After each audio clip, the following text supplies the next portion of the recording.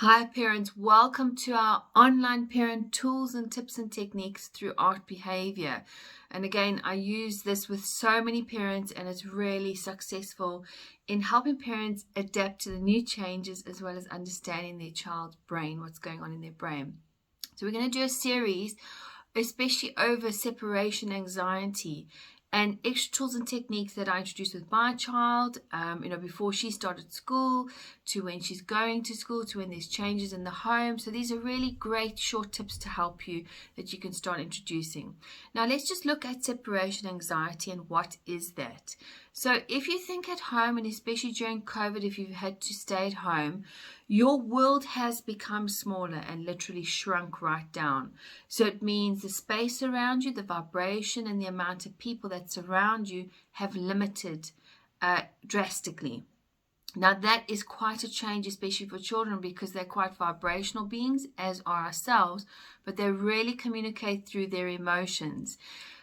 So now going back to school is extremely overwhelming. It is a challenge, and it's because all of a sudden your small world has now just been thrown out into the open. So we as adults just expect them to get on with it and just expect them to, get back to the normality of seeing their friends.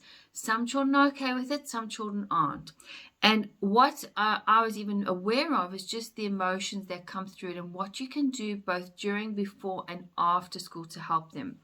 So the first thing that I'm going to just explain to you now is about a thing called acclimatizing. So acclimatizing is a process that we become when something we are uncomfortable with, we go into flight mode and we want to run away from, and we don't like it and we think it's bad.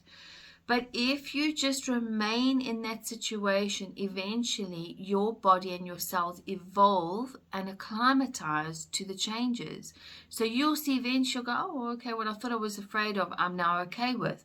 So have that in the back of your mind that while your child is playing up with various emotions, to you yourself not get wrapped up and go down yourself into those emotions. So here's just a tip that you can do, and the one thing that I use a lot with my daughter even is the kind of music that I'm playing in the morning and when she's going to school, before she's going to school, and when she's coming home. What kind of music are you playing? What kind of music are they aspiring to?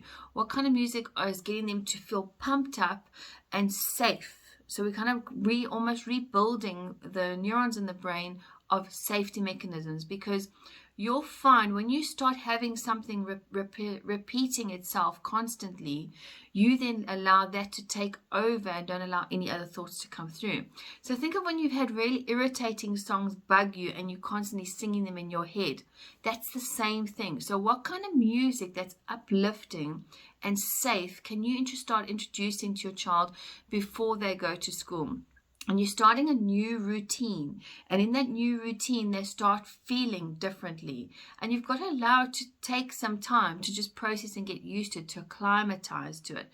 So the tip for this week is, what music can you introduce before and after school when you pick them up? Noticing the changes in their behavior. The beginning one, especially when you drop them off, is things to build them up, that they feel good, that when they leave, they walk into school feeling good from the music. So it shifts the vibration. If you can try, if you've got the radio on, please be careful of news, because I'm seeing when children are hearing news, it affects them even worse than it affects us as adults. So if you're putting a CD player in or the news comes on, and switch it on to another channel so they're not hearing news in the morning before they get dropped off at school. Look forward to seeing you every week.